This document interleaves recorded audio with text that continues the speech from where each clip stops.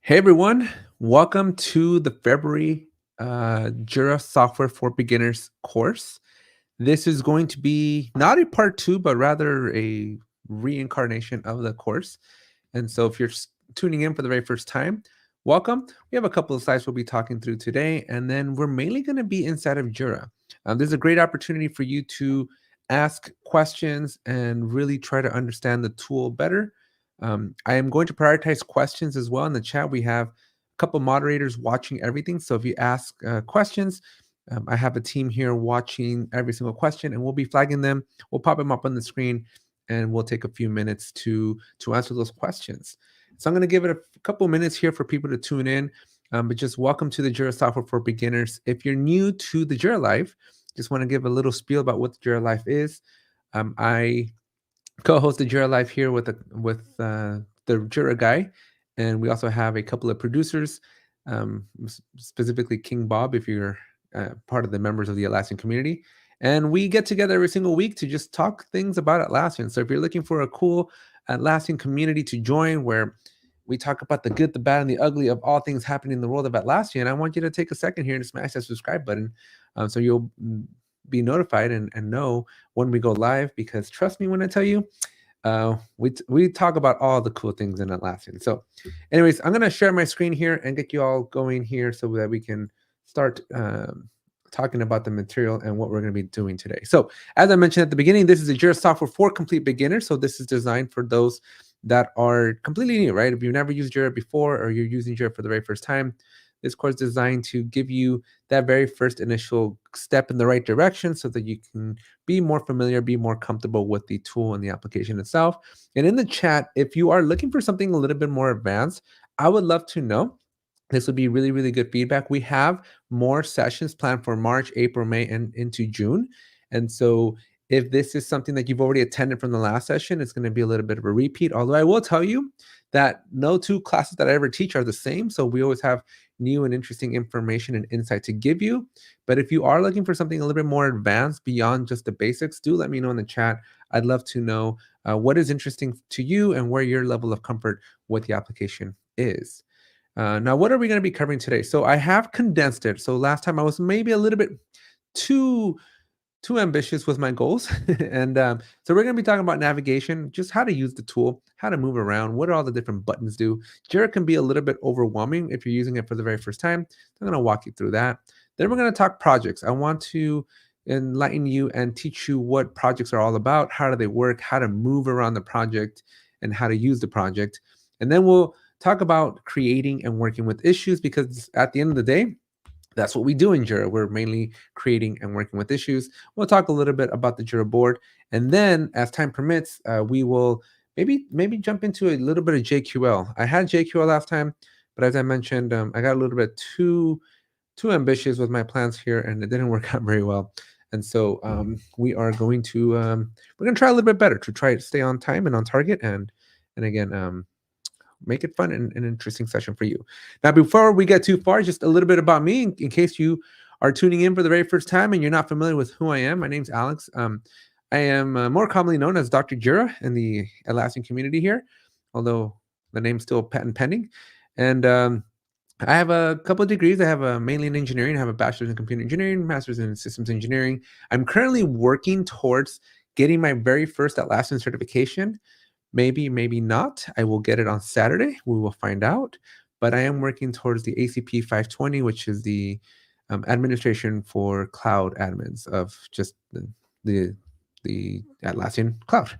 And so that's a really fun one that I'm working on. I've been in the Jira ecosystem for about 7 years now. And so I've started off as a Jira administrator about 2016, made my way over to a Scrum Master role, and so a very big power user since then. And today, I basically do a little bit of everything. I spent literally all my free moments in the world, inside of the world of Jira, both as an admin and as a user. So we do have 2 courses that I teach. This one's the Jira Software, how to use it, which is really designed for users. And we also have a Jira administrator that we'll be teaching in a week or two. And so make sure you sign up for that class if you're interested in more of the administrative ways of using Jira. I'm also the I guess I already mentioned co-host of the Jira Life, but I also run my own YouTube channel called Ape Tech Tutorial. So there's a QR code there if you want to scan this and be able to get to a link tree that will show you all the different YouTube channels. And as I mentioned earlier, if you haven't already subscribed to the Jira Life, please smash that subscribe button. We are trying to grow this community. We have almost 700 subscribers, and we, that coveted 1,000 subscribers at YouTube lays out for you, right? So we're trying to get to 1,000. So if you haven't already subscribed to this particular channel, the Jira Life, we would be really, really grateful if you can take a second here and smash the subscribe button. So let's jump into Jira navigation. I don't spend a whole lot of time in PowerPoint. I'm not a very big PowerPoint or slide fan, but we're just going to be talking about the navigation of Jira and how to move around. So rather than show you slides that are not really, really beneficial, we're going to jump into the actual tool itself. But before we do, let me make sure I flag some start questions and see what's going on here. So we got the main question that I joined for is that I don't know how to manage delays to be shown in the timeline with a different color. All right, so we can definitely talk about that. I would say that managing delays in your timeline is definitely not a beginner's type of thing. It's a little bit more of an advanced topic, but time permitting, I will definitely circle back and try to get that get that question answered. The next one, I love the sessions about Jira plans and Atlas. Thank you very much, Israel, for that feedback. We will definitely incorporate that for future live streams. I just used Jira, my former employer. Could I download it on my personal laptop? Is there a cost? Great question. So Jira in the cloud, right, which is what we're actually going to be looking at, because there's two different flavors of Jira. There's a on-premise, which is now data center. There is or was or will was is depending on how you want to pronounce it. There is a server version that is slowly dying in about a week, so we can't technically advertise that because there's no way to get it anymore. So we basically have you're either on premise on the data center or you're in the cloud, and the cloud is completely free for up to 10 users. There's nothing you need to install. So all you need to do is go to Atlassian.com, sign up for Jira there, and you make an Atlassian account, and that's it. You're in, and you can use pretty much almost all the functionality of Jira absolutely for free. And there's nothing you need to install, nothing you don't even need to put your credit card information in there. You do get a free 30-day trial of premium, which will give you all the features, or you can get a free 14-day trial of Jira Standard, which gives you almost all the features, but neither require a credit card information either. So you can technically, for at least a month, get all the features for free. We would like to see class integration with Teams and Smartsheet. All right, thank you very much, Barbara, for that feedback. Smartsheet is definitely a good competing tool to Jira, so definitely I find it interesting that people are looking for that kind of thing. And Mr. Ronnie is asking, what features are paid features for Jira Cloud? So why don't we take a look here, and we can actually go to Jira Cloud pricing. I know we're deviating a little bit, but let's just give you guys a primer of what it is. So if you go to atlassian.com/software/Jira/pricing, we'll paste this in the chat here just for you all to have. You can come in here and see essentially what do you get with these paid versions, right? And so as you can see, it's getting a little bit more expensive. It's $8 and $16, and then there's absolutely the free version. But if you scroll a little bit down, you can start comparing your features. And so anywhere you see this little check mark, you're going to get that functionality. But as you can see down here, custom issue hierarchy, which is definitely not a basic thing. Custom issue hierarchy is definitely an advanced thing. It's only reserved for premium and enterprise. Capacity management, I've never been able to successfully use this, but again, it's also a premium only. And then project archiving. So if you don't want to delete stuff, you get the ability to archive your projects instead of deleting them, which means that they're still there, but you can always restore them very, very easily. Because once you delete a project, they're gone after like 60 days. But in the project archiving, you can keep them forever, just hidden from everybody. And then you can, of course, scroll down and see what are the other features, but those are the main ones there. So hopefully that answers that question there. All right. With that said, we're just going to jump back into Jira here. Again, thank you everybody for tuning in, for subscribing to the channel. And let's just jump into the Jira navigation. So if you are seeing this for the very first time, welcome. This is Jira. This is what it looks like. The main landing page, you have two options to configure for your profile. So you can either land on this main projects page, which will show you any project that you have access to, which means that if you don't have access to the project, it will not show up here. Or alternatively, if you click on your profile over here, and I do believe you go to personal settings, you can configure your Jira homepage to be either your work or your project directories or your dashboards. So this is something that you can configure for yourself. It's not something your admin will do for you, but you can come in here and essentially pick this item. Now over here, I can't come to the same page. So Rajneet or Sinrat, because there's two of you, this page, right, that I'm looking at right here is over here in the top right corner under personal settings. This is how you get here. But the main landing page of Jira is going to be, let me get back to my view all projects here. This one right here is just going to be dependent on your specific Jira and your configuration that I just showed you, right? So if you want to get to this particular page, you want to click on projects, view all projects, and you will land on your page. Now, if you're using Jira for the very first time and you just made it, then it's going to be very empty. Mine has a couple of projects in there already. Now, how do we actually move around Jira? Well, rather than give you everything, because there's a lot of buttons, I want to give you the ones that are very, very important. Okay. And so we're going to start on the top left corner, and that is this grid. This grid allows you to change between Jira and some of the other products that Atlassian makes, because most companies don't just have Jira. They have Jira and they have Confluence and they have Atlas and they have Jira Service Management and a few others. And if you click on this little grid here on the top left corner, you're going to be able to see all the different Atlassian products that you have access to. And then you can very easily switch. So a lot of people like to bookmark their pages. I'm not a big fan of bookmarking. And so what I do is I just know how to get to them by simply going to this grid here, and I'm able to change between Compass or Bitbucket or Trello or service management, work management. So this little grid here is very, very important for you to get really familiar with so that you can switch, because most of the time, at least in most cases, you'll be between Jira Software and Confluence, because those are the two main Atlassian products that folks use. And so it's handy for you to know that you can do that by just clicking on this little grid. You don't need to bookmark pages or memorize URLs. You can just simply click on them. Now, another cool little trick is if you have access to multiple Jiras, might not be the case, but if you're in an enterprise, maybe you have access to multiple Jiras.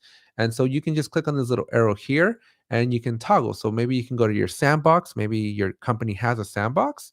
And so you're not going to see a URL for your sandbox here, but you will be able to expand this button and you'll be able to see that you have a couple of sandboxes that you have access to, and you'll be able to toggle and jump into those sandboxes. So that, again, my friends, is how you get to the different products without having to memorize or bookmark URL. So it's all in the navigation here. Now, I do want to now focus on your work. Your work is a very important place for you, especially when you're new to Jira. It's a very important place for you to come in and check frequently. The Your Work section is designed to help take all of the noise, all of the moving parts of Jira, and centralize it into just one space for you. It's all in one spot where you're able to access everything that is pertinent to you, right? So anything that's assigned to you, which means that your name's on it, you're the person accountable, you're on the hook for that particular item, it's all going to show up in your work. So become very, very familiar with this Your Work button here, because it will show you based on issue type what's assigned to you. You can see your recent issues. So anything that you've interacted, maybe these things are not assigned to you, but maybe you added a comment or you added some description or you've populated, maybe you transitioned an issue, right? You had some interaction with the specific issue in Jira. We'll talk about what issues are in a minute, right? But if you interacted with a particular item, then it will show up here. So this is really good to jog your memory in case you were working on something and you left for lunch, you want to come back and you're like, what was I working on? Well, it's right here. You also have the ability to get to boards, which we'll talk about in another minute as well. And over here, if I click on under assigned to me, if I click on the go to your work page, you will see the biggest page, right? So this is kind of showing you everything that you're assigned to. You'll see your most recent projects. You'll see the same work done that you did. You'll see the assigned to me that we did, but you also see two new sections. We see the viewed, which is basically anything that you've been looking at. So Jira keeps track on where you're clicking and what you're doing. And again, this is not you editing. This is not you being assigned, but rather you just clicked and opened a filter, or you opened up a board or a project. It's going to show up here again, just to jog your memory. And you can keep scrolling down and click on view all, and it's just going to show you everything there. And then the last thing is to start. So as you navigate through the wonderful world of Jira, you will notice that we have little stars in random places. So you can see here, if I hover, I can click on this little star here. And when I do that, I can do that for projects. I can do that for filters, but I don't have any. You can do it for dashboards, but again, I don't have any. You can do it for a few other things, but as you do that, you'll notice that they start showing up in your start section. So if you want to really quickly be able to get to all your quote unquote bookmarked items in Jira, this is where you would go and find them. So that is, again, your work. Now, the projects tab here, as I mentioned earlier, this is one of the default places where you go to where you essentially see all the projects. We'll talk about what a project is in a second, but just know that when you click on here, this list is going to show you the projects that you have access to. So if you don't have access to it, it won't show up on the list. It's not that it doesn't exist. It just simply means that some administrator has not given you access. And so you want to make sure that for any projects that you need to contribute or do work in, that you have access to them, and then they will show up on this list. Now, filters and dashboards, these are a little bit, we start getting a little bit more advanced, just a hair. But essentially, once we make something, we're going to go and create a Jira project, and we're going to put things in that Jira project. Well, over time, you start adding thousands and thousands of things in Jira, and it gets really, really hard to find things. So these filters allow us to save these common searches that we're doing and be able to quickly find things, all the things that we're going to put in, which again, we're going to call them issues in a minute, but we're able to find those things very, very quickly. And we can save these filters and we can share these filters. But most importantly, we can create dashboards out of these filters. And again, if it's time permitting, I'm going to show you some examples here. But for right now, just know that you can save the things that you're searching for, and then you can visualize the things that you searched for in a dashboard. Teams, I would ignore like the plague right now. Atlassian is still kind of in a gray area here. They're making it better, but it's still not where it needs to be. So I would, for the most part, kind of just skip over the teams for now. It is helpful. It is starting to become helpful. Again, Atlassian's changing this every single day, and they're trying to get to parity with another team that confuses the whole thing because now we have two different types of teams.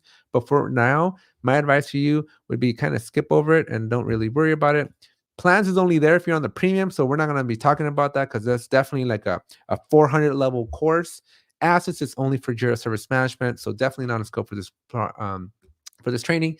And then we're not going to talk about any of the apps, but one of the cool things about the Atlassian ecosystem is that you can extend the power of Jira through apps. And there's hundreds and hundreds of different vendors and thousands of different apps in the Atlassian marketplace that extend, albeit also increase your bill, but extend the power of Jira. So that's kind of what you need to know about this top part. The only other thing that we're going to focus on is the create button. But before we get there, I want you to look at this search bar over here. This is where you go search things. One of the most powerful features of Jira is the ability to search for items. And I'm going to show you again, pending time. I'll show you some tips and tricks on how to use this. But just know that anything and everything you put into Jira, you can simply search for it here. And then we can save those searches in the form of filters. So with that said, I want to talk about the create button here and kind of tell you what this is for. But I am confronted with my biggest dilemma is that we have a bit of a chicken and egg situation. For me to effectively tell you what this create button is for, I need to create a place, aka project, to put the things I'm going to create. And so rather than jump into the create button, I actually want to transition and talk about projects for a second before we talk about create, because then it'll make more sense. So as we're transitioning here, I'm just going to check and see if there's any new questions that I would like to answer. Alda says, I don't see Confluence, although I know that we have enterprise subscription. So Ada, the screen is very tiny on my side screen here. Ada, if you don't see Confluence, then it's either you've never been to it before, which I would still recommend you click on the word Confluence because these should show up. Even if they're empty, you see how mine gives me a name here. The word Confluence should still be there. And if you're not seeing it, then maybe you're not in the cloud. But if you click on it, you might be prompted to log in. And another possible scenario is that each of these products have a different license. So there's not like one Atlassian license that gives you everything. Every single one of these items has their own individual billing and licensing. Not billing like a whole bill, like you don't get 10 different bills, but you manage which one you're paying for from that perspective, right? And so your team may have just given you a license for Jira Software, but not Confluence. So I definitely recommend you go back and check with your team and see what's going on there. But if your team does have Confluence, then you should be able to see it, granted that you have a license. Okay. So let's talk about projects for a second here. So I'm going to go back to my slides here and talk about Jira projects and kind of walk you through what this looks like. In the world of Jira, There's actually 5 different Jiras across the entire ecosystem here. And there's Jira Software, which is what we're here to learn about and talk about. There's Jira Service Management, which you might have seen from that dropdown. There's Jira Work Management, which you might have also seen from that dropdown. We have Jira Product Discovery, which again, you also might have seen from that dropdown. And the one you probably didn't see because Atlassian makes it really, really challenging to get a hold of is Jira Align. Jira Align is one of these products that very, very expensive and is really designed for scaled agile framework type of companies or safe. But for all you care about for this Jira software for beginners is that in Jira software, there's a few different templates for you to pick from. And so we're going to be focusing really, really zoomed in on just the Jira software templates. Now, a couple of things for you to know. Given that we're only going to pick on Jira software, there's a few different templates within Jira software, but we only really care about 2. And we're going to talk about these 2. And then you also need to know that there's a difference between a team managed project and a company managed project. And in a nutshell, a team managed project is great for absolute beginners, for people that are brand new to Jira that just want to get into Jira within minutes. That's your team managed project. But just know that it comes with some limitations. I like to tell people that when you pay for Jira, especially at the $16 a month price, you're paying for all the bells and whistles, right? When you're premium, you're paying for everything. But your team managed projects handicap, right? They limit how many of those features you're actually able to leverage. So if you want all the functionality and all the power, you always, always, always want to go with a company managed project. Now, this does require you to know how to administer Jira, which is why some teams shy away from it, especially when they're new. But if you have a dedicated Jira admin, which I highly recommend you have if you're going to be using Jira, then company managed projects the only way you're going to get every functionality and every power of Jira unlocked. Otherwise, you're going to have some limitations. But that aside, let's focus on Jira software and Kanban. So for that, we're going to go back into Jira, and I'm going to hit the create button over here for projects, and I'm going to hit this right here, create project button. And immediately we're landing on a page that shows us everything, right? So here's all those different products we talked about earlier. Again, for the purpose of this course, we're going to focus just on the software development ones. And then we have a choice that we have to make. We have to pick between Kanban or Scrum, top level or bug tracking. And depending on which one of these you pick, there's 4, it's going to influence the experience and the utilization that you have in the Jira tool. Now, most teams, if you're following Agile, specifically Scrum, which means you have sprints and you're doing story points and you're doing all that great Agile estimation and just following Agile to the T, then you want to pick Scrum. That's the template that you want to use. And that's the one we're going to be focusing on here. Did not mean to click on it. But if you are not ready for that, because Scrum does require a lot of rigor, it requires a lot of discipline, right? You need to follow, although albeit somewhat loosely, but you ideally want to follow Scrum to a certain level. But some teams aren't ready for that. Some teams are just it's a lot of overhead, and then Atlassian gives you Kanban, which is just a more watered down version of Scrum. It still looks and feels very familiar. In fact, if I were to show these to like my mom, who's never used Jira before, she probably wouldn't be able to tell the difference all that much. But fundamentally, they do work quite different. Especially when you are looking for story points and estimations and sprints, you only get those in Scrum. So again, because most people are going to be using Jira software for those Scrum capabilities, I'm going to click on that Scrum template there. And then that brings us to this information, which is just all you need to worry about. This is that this is just kind of what do you get with Scrum? Very informational, nothing important here. So you can just click on this use template. Here's where you're going to have to pick that determination between do you go team or do you go company? Again, if you want all the power, always blue is what I tell my teams, always blue. But if you're completely new and you're just like, hey, I just want to get into Jira, Jira's going to force you, especially if you're signing up for Jira for the very first time. Jira and Atlassian is going to force you into that purple team managed project, which again, there's no shame in that. Just know that after a certain amount of time, maybe 6 months, maybe a year, and especially as you scale and you grow beyond one team and you have multiple teams working together, you will outgrow a team managed project and you will need to promote your way to a company managed project. So right here, we're just going to call it Feb JSW demo. And I'm just going to click on next. I just basically gave it a name. This is going to create my Jira project. And now, my friends, we have a home. We have a place to put things in. And so now for the second half of this training, we're going to be focusing on putting things into this project and then learning how to actually do daily activities. Because at this point, we already know how to move around Jira from a navigation perspective, but now we're going to focus on navigating around the project and working with the issues inside. So this would be a great time. If you have any questions, I'm just going to review the chat here real quickly. It doesn't look like there's anything critical, nothing that my moderators have starred. So make sure if you have any questions up to this point, just drop them in the chat. We have a couple of very helpful people in the chat helping me out here. And so don't be shy. I can also definitely do follow-ups afterwards and help answer some of these questions. But yeah, take advantage of that chat, because this is why we're doing a live training, right? You could have just been watching a video on my YouTube channel, which is pre-recorded, right? But you have access to a lot of experts here in the room, and so make sure you take advantage of that, and yeah, just ask your questions. All right. So with that said, let me walk you a little bit through the project here. What's your biggest pet peeve about project templates? Rodney would like to know, and I think he's just poking me. So my biggest pet peeve is something that I mentioned a little bit earlier, right? When you're creating a project, if you're not very careful, especially the very first project that you create, Atlassian will push you, guide you into creating that team managed project. And this is great. This is fine for brand new teams, but I find that most teams quickly outgrow these projects, right? And a lot of teams want to do, especially when you're having teams that are coming over from like the on-premise versions of Jira, you're used to having all the functionality. And so you really need these company managed projects. So I wish that Atlassian would give you that option the very first time, because I can't tell you how many teams just get started with the wrong footing, and because it's easy, but then they end up paying for it dearly in the long term.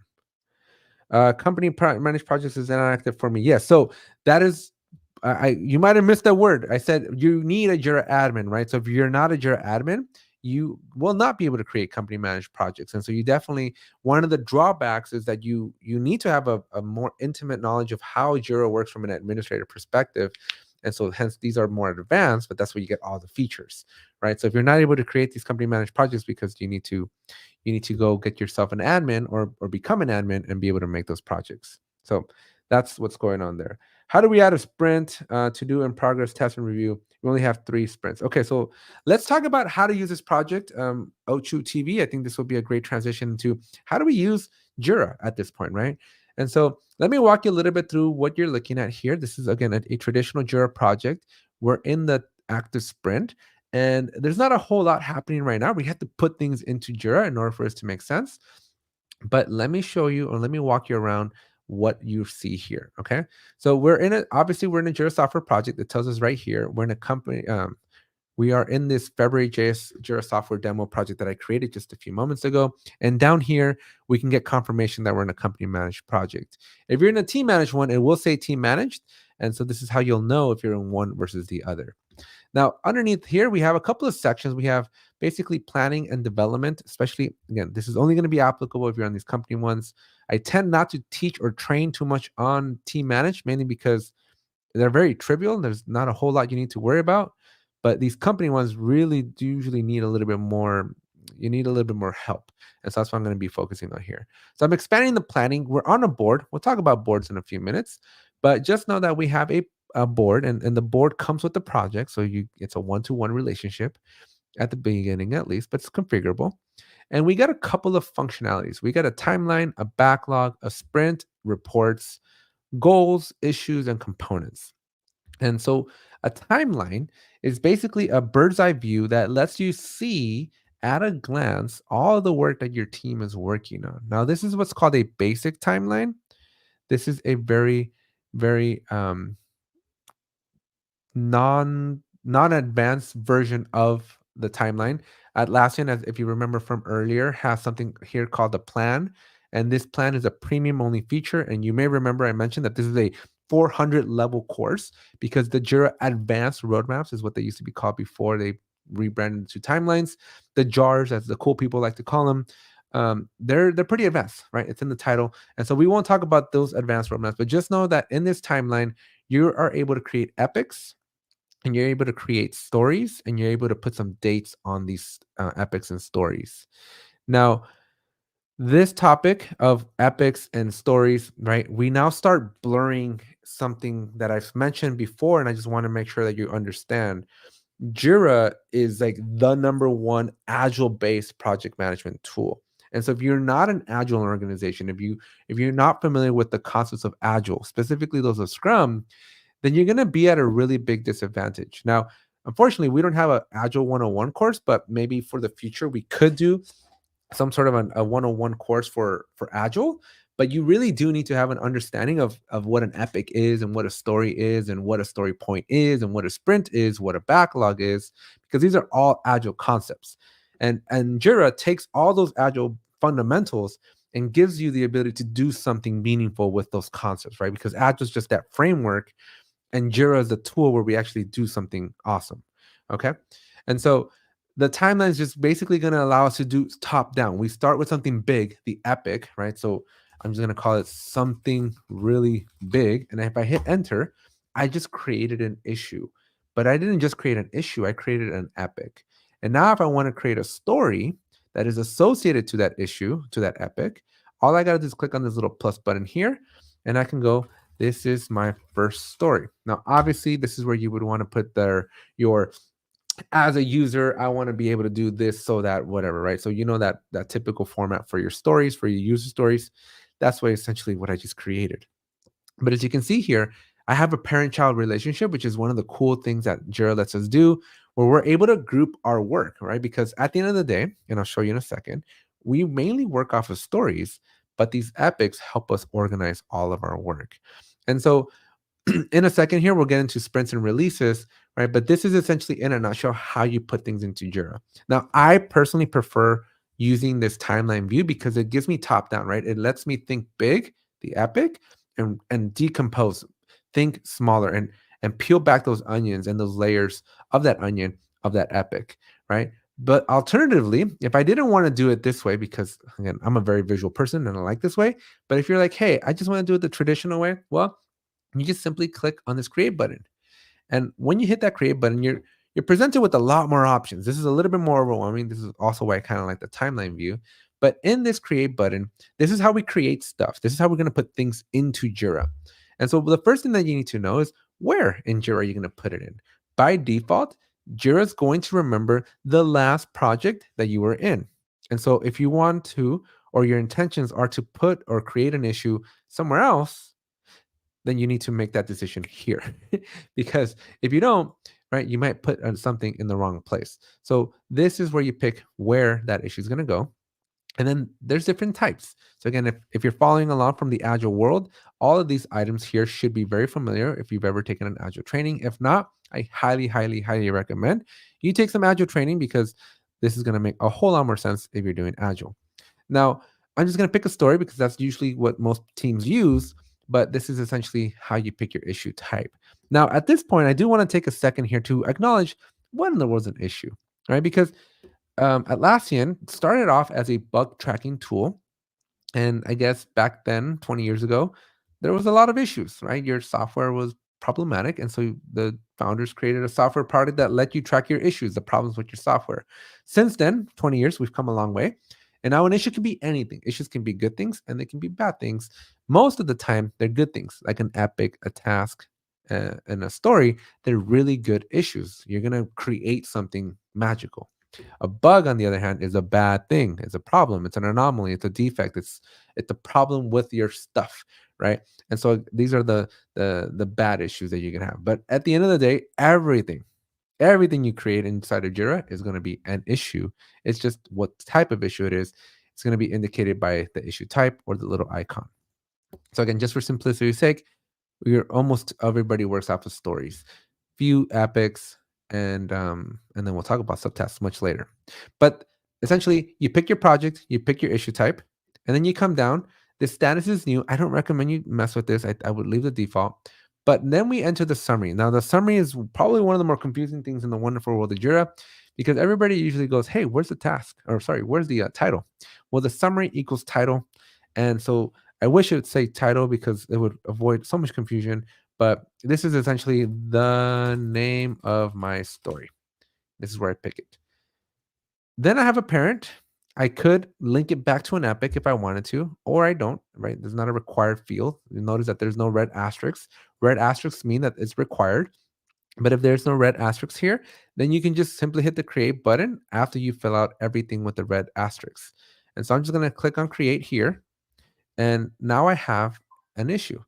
But notice that it didn't show up here. Notice that this FJD-3 is not in my timeline.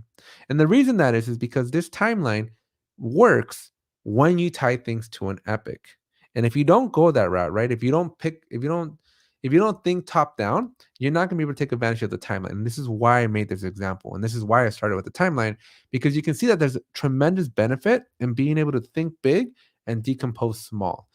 But again, you don't have to do it that way. Some teams don't even use a timeline.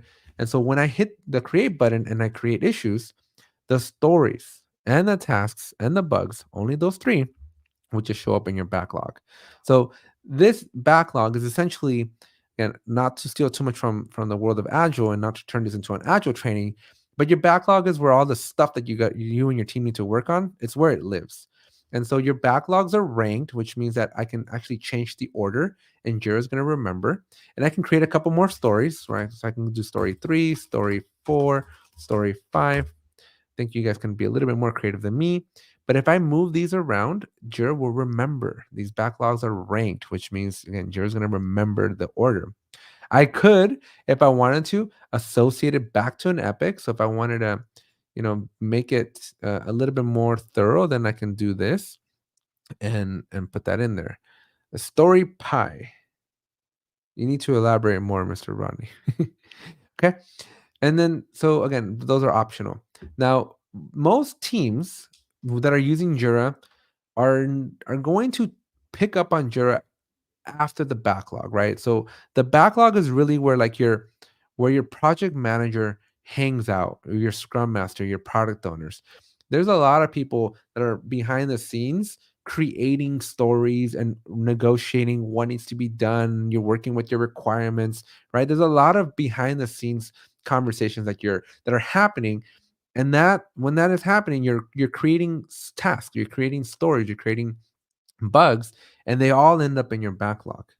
And teams, I believe the limit is 5,000. I would hope you would never hit that limit. But teams then take that laundry list of things that are in your backlog and you organize your backlog. It's called backlog grooming or refinement, right? And you get your backlog in order, you get your affairs in order, and then you plan your sprint. And then so you have a create sprint button over here on the right. In my particular case, I already have my very first sprint available. I can add some dates. Usually sprints are about 2 weeks long. Again, I'm not trying to turn this into an agile training, but again, it comes with the territory. And so I have a sprint and I can simply drag and drop items from my backlog into my sprint, right? I can, if I wanted to, give it story points. So I can go, this one's worth 5 points. This one's worth 8 points, right? And then this one's worth 3 points. Again, I'm trying not to turn this into an agile training, but it's pretty cool because these are your story point values. This tells you how many points are in total for your sprint. And if you assign, this is an anti-pattern of agile, but one that I like to do, but if you assign these issues to people, so I'm going to give this one to Alana, one to Cassie here. When you do that and you put the points, Jira gives you this cool little ellipses here, and we're able to see for each individual how many items they're assigned and how many total story points they have. Now, obviously, there's a bad example here, but as I start adding more work, maybe I put in like a 13, maybe I put in a 21 over here, and assign these things, give myself a 13, give Alana that 21. When I click on this ellipsis here, you can see that we can start now getting the capacity of each individual. And so each individual has a magic number, their sprint to sprint capacity. And this is how you're able to track and estimate and do basically capacity management in Jira. It's not the prettiest, but this is the best form of capacity management that Atlassian gives us. And I'll take it because it's better than what we had 6 months ago, which was nothing. So anyways, so most people, right, will participate in what's called like a sprint planning session, where your duty is to basically take those items, those prioritized items from the backlog, and move them into the sprint. Your team talks about it, goes, yep, this is good. And then you start your sprint. Again, your scrum master is usually the one doing this. And now this is where you should start seeing familiarities, right? So if you've used Jira before in the past, this is essentially Jira right here, right? Like this is like the next 1 minute is going to be the most critical part, right? Because as a user of Jira, assuming you're not a scrum master, assuming you're not a product owner, right? Assuming you're just an average person in your company, you're an individual contributor that just has to do work, Well, your job is to take these items that are assigned to you and move them across the board, right? So you're going to take this first story, you're going to move it to in progress, you're going to do your work, you're going to make those calls, 10 meetings, do whatever you're going to do. And when you're done, you move it to done. And that's it. You rinse and repeat for all the items that are assigned to you.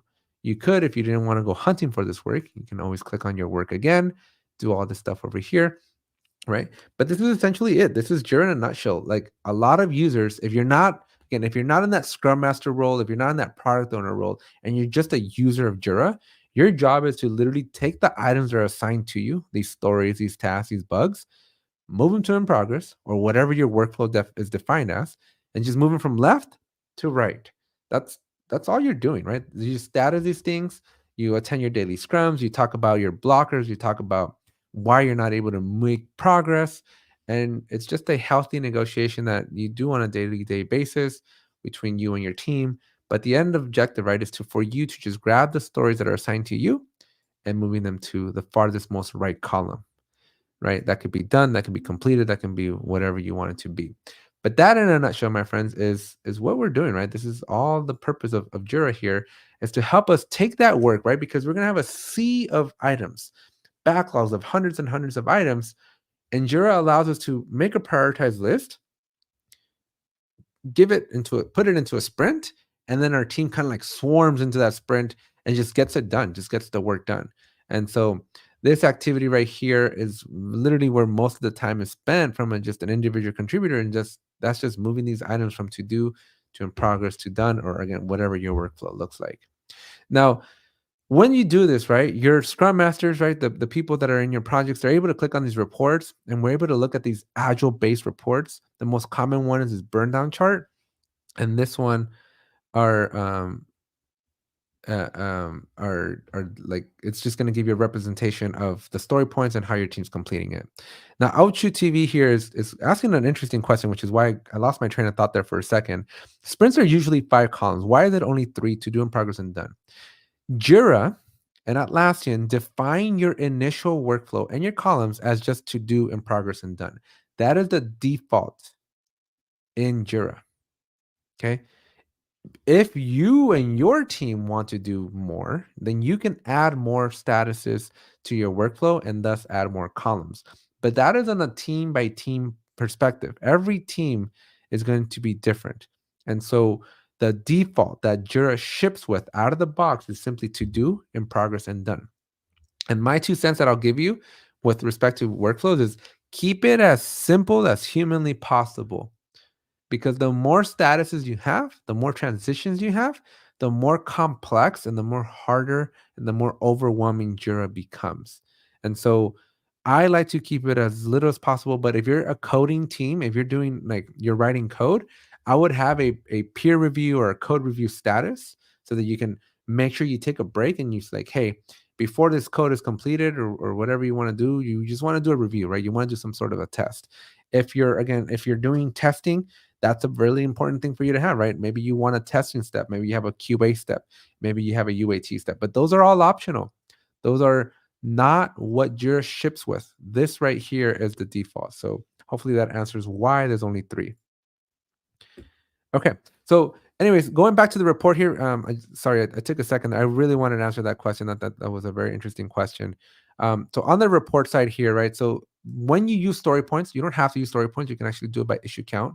But when you do story points, this gives you a play-by-play of everything and all the interactions that are happening in your Jira project. So this is a really, really cool view to have so that you can see if your team is appropriately if you're intentionally or if you can see everything that happened, right? You can see who brought things into the sprint, because once you start a sprint, right? I didn't show it over here, but once you start a sprint, right? And if I go to my backlog and I create, let's just create story number 6, because this happens every day, right?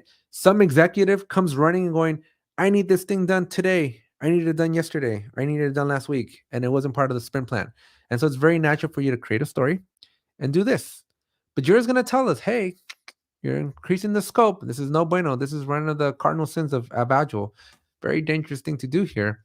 But it will let you, right? So you accept it. You hit, yep, I'm acknowledging that I'm increasing my scope. And so now when I go look at my report, and I look at my burn down chart and your team goes, hey, how come my team didn't finish all their work? Well, you can come back and look at your sprint burn down and you can see how many scope changes you had. If your report is mainly scope changes, that means that you started your sprint with a plan and then you added more to that plan, like a lot more, right? And so you want to be very, very mindful. Every one of these scope changes can completely derail your plan. So you want to be very careful and be very, very prescriptive as to what you allow to come in here, right? Burn downs are good. This is called a burn down chart. Burn down means that your team moved it to done, right? That means that your team took an item from the left and moved it all the way to the right. You do not get credit for anything in the middle. It has to make it all the way to the farthest most right column in Jira for it to get credit. Okay. It doesn't matter if it crossed out or not. It doesn't matter, but it needs to be on the farthest most right column, at least as of right now. We got Ronnie says, of course, you add too much, you make a burn up chart rather than a burn up. Yeah, that's usually my joke. I like to tell people, folks, this is called a burn down chart, not the burn up chart. And so you want it to go down. You want to hug the red line, should hug this gray line as much as possible. Obviously, the world's not perfect, and you gotta keep in mind that we have that limitation, right? That we only see the item that makes it to the farthest right column. Because if it doesn't make it to the farthest right column, then you don't get the credit. It doesn't get the burn down. So that's pretty much it. When we get to the end, right at the end of 2 weeks or 10 days, 3 weeks, whatever your sprint duration is, you have to complete your sprint. This is usually again done by your scrum master, but you complete the sprint and you're presented with two options. You either move the issues to the next sprint, which is commonly known as like rolling over your stories. Not a good behavior, not a good practice, but a realistic one. Or you can move them to the top of the backlog, which means we're going to re-adjudicate, we're going to regroup together and figure it out again. But again, most teams usually just roll it to the next sprint. Again, not a good practice, but one that happens more often than I would like for it to happen. And then things disappear, things go away. And so Jira, what I like to tell people is that Jira is very forward facing, right? Jira likes to show you the work that's ahead, the journey, the challenges, the obstacles ahead of you. Anything that you've already conquered, anything that you've already completed, it kind of just hides it. It doesn't delete anything, but it does hide it. And you can always see all your issues by clicking on issues over here on the left-hand side. And this is going to show you everything, right? So here's every issue, whether it's a story, an epic, a task, a subtask, whatever it is, it's always going to show up here under the issues section. And so this is a natural transition to kind of start wrapping things up with the last couple of minutes here that we have together.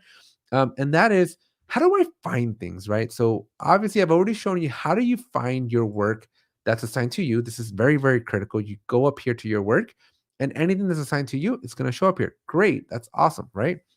But how do you find maybe all the stories and everywhere, right? So this is where the search power comes in over here. If you click on search here, I always click on that search button and then I always click on this view all issues. This gives you all the search capabilities, okay? And now we're going to slightly introduce something called Jira Query Language, or more commonly known as JQL. And so what JQL allows us to do is, and please, please, please get rid of this. This is going to screw you over if you don't click this little X. Atlassian, for some reason, I guess optimization and efficiency decided to just show you the things that were created in the last 30 days. The amount of queries that I do, I have to always get rid of this, and I do like 100 a day, and 100 times I have to click on that dumb little X. But get rid of that because it'll give you a false return, right? It's only going to show you things that were created in the last 30 days.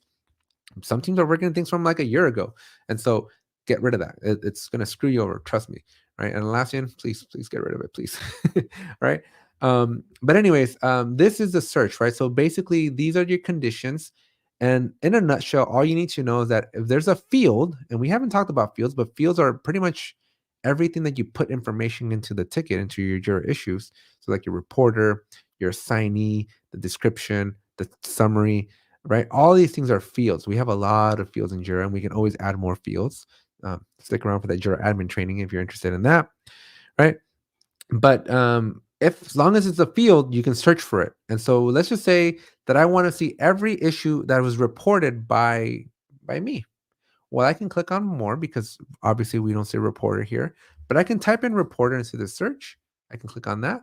And now I can say, hey, I want to find everything that was reported by Alex. And when I do that, obviously is the same thing, it's going to return that back. Now, what we could do to make this a little bit more interesting, maybe I want to see everything that's in the status of done, right? So maybe I want everything that is done and reported by me. And so that's going to now filter from all those issues that we saw a second ago to just these three issues. These right here are all the issues that are done reported by Alex. So I can do Alex's finished work as a filter, and I can save it. And now I never have to do this search again because it's saved. It's here, and I can share it with people. I can share it with my team, and different people can always go back. So if your manager wants to know, hey, what did Alex finish, or what did Rodney finish, right? Well, you can just create a filter and do it this way.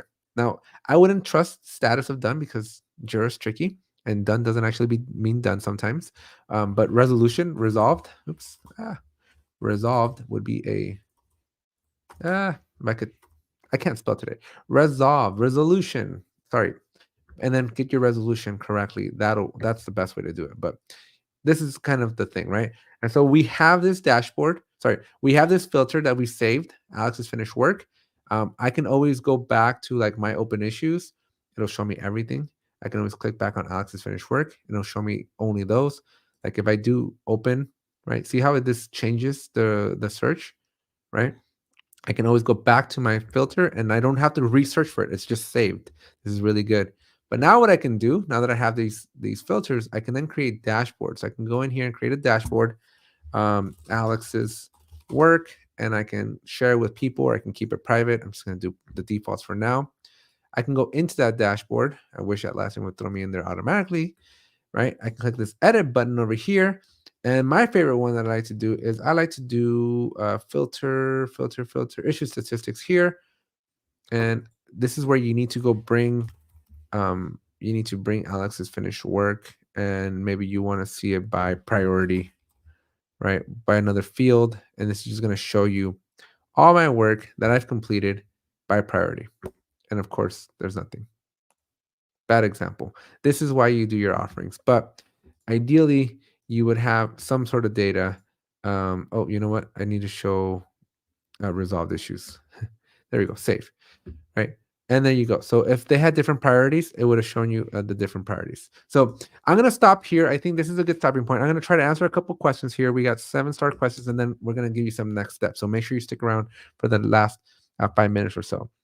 So let's see. We have Juliet says, how can I become a Jira admin? That is a very loaded question, but go back to the ACE training where you signed up for this training. And in a week or so, I'm going to be teaching the Jira admins course. So that's a very good first step for you to learn how to become a Jira admin. Go take my Jira admin for beginners course that is also free, very similar format. We're going to be doing it in a week or two. Engineer RD says, isn't it true that company managed projects that are also free recently were limited from offering access control? Everyone will see company managed projects in your organization unless you pay.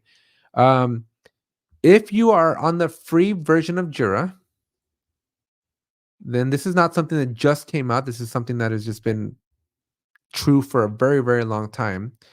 But if you're in the free version of Jira, you do not have the ability to do access or roles and permissions and project permissions. This has been true for at least, I would say, at least 3 or 4 years, a very, very long time. So if you're on free, you don't pay for the ability to have that privilege.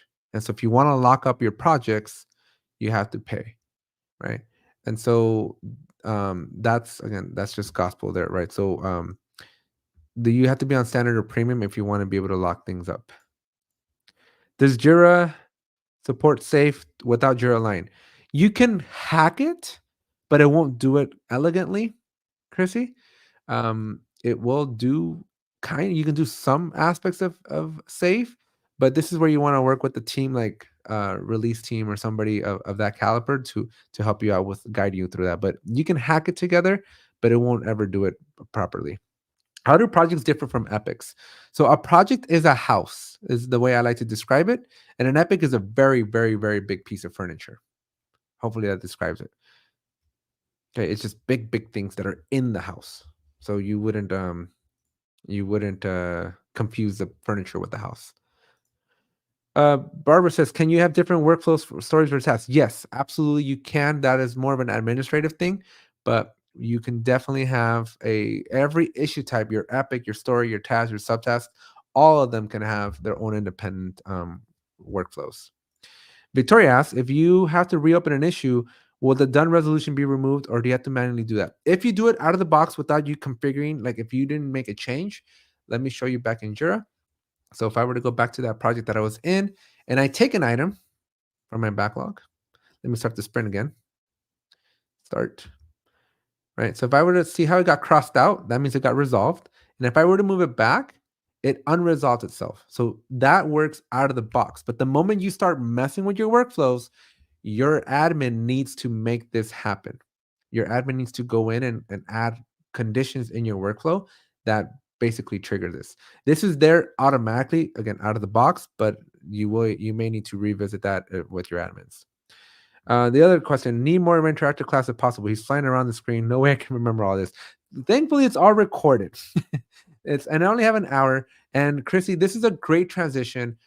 Thank you so much for basically bringing this point up, right? So if you remember this QR code, right? So how do we go? What are your next steps from here, right? I'm going to take the last 5 minutes here to basically give you the offerings that I give you, right? So I basically teach people for a living here in Jira.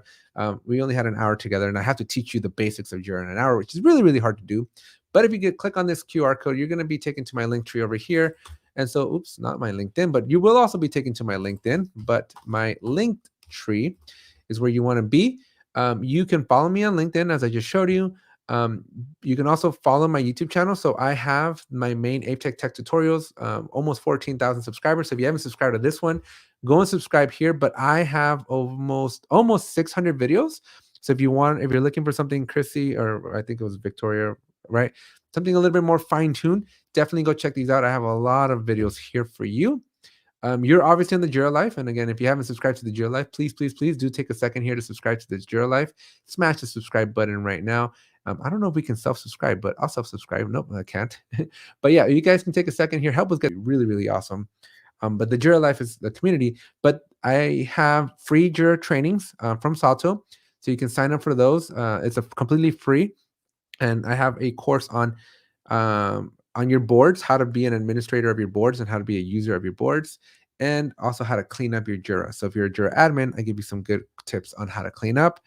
We also have a Jira Software for Complete Beginners course. So there is a coupon code here that you're going to be able to get the course for like $15 right now. And so go over to Udemy and sign up for this course. This is about a 6 or 7 hour course, I believe. Maybe it's 5. It's somewhere between 5 and 6 hours. And you can take that course, and it basically complements and goes into way more detail at a much slower pace on how to take these steps that we covered and take them to the next level. So if you're definitely looking for that next immediate step, and you want something that's going to hold you accountable, because I have everything on my YouTube channel, right? My ApeTech shows you everything for free. But if you're looking for that accountability, definitely go and sign up. It's really cheap, $15. You can take that course. And I am going to be revamping it very soon. So definitely get in there before prices go up so that you can get the price today, but you'll get the revisions because you get it for like forever. So I am going to be updating the material there. And then finally, if you want to help support the channel, I do have a merch store. And so if you want to join the Jira Life, we have the Jira Life official gear and all those good things. So I wonder why my Udemy didn't open up. It said untitled. I might have a problem with Udemy and I might have to update my link. That's not good. I wonder if Udemy's not working. Udemy might not be up. Ooh, Udemy's not up. That is not me. But anyways, that right here, my friends, is how you can take your skills to the next level. Now, I will be dropping over the next few weeks a Jira admin course on Udemy and a Jira for Scrum Masters course on Udemy. So if you're interested in any of those, make sure you check back frequently and hopefully Udemy fixes their problem. Not the best time, Udemy, to be going down. But that is how you can take these skills to the next level. So with that said, I'm going to leave it open for questions here. I do have it to drop here in like 30 seconds though. So thank you everybody for joining. Leave your comments, your questions. If you're watching the replay, we will do follow-up videos here to help answer these questions. So just remember, we didn't choose the Jira Life. The Jira Life chose us. So with that, I'm going to end it. Hope you subscribe to the channel and take my course if you're interested in going beyond. Thanks, and we'll see you next month.